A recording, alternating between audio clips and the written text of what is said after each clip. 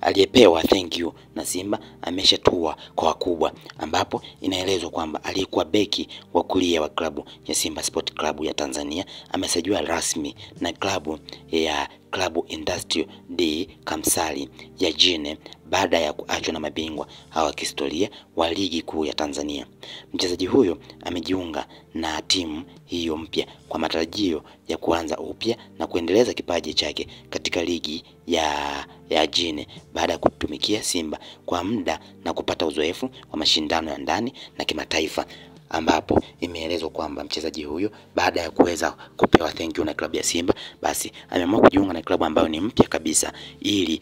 kuanza upya baada ya kupata huo uzoefu kutoka klabu ya Simba Sport Club, ambapo hapo imeelezwa kwamba aliweza kupata uzoefu mkubwa zaidi. Kwanza alipata uzoefu wa namna gani ya kucheza michuano ya ndani, lakini pia amepata uzoefu wa kucheza michezo ya kimataifa kwa kuwa amecheza na klabu ya Simba kwa mafanikio makubwa, huku wakiwa wamefanikiwa kuingia robo finali mara kadhaa, lakini kuingia makundi mara kadhaa, hivyo na kumfanya kuwa na uzoefu zaidi, hivyo na kuamua kwanza na timu mpya ambayo itamfanya awe wa tofauti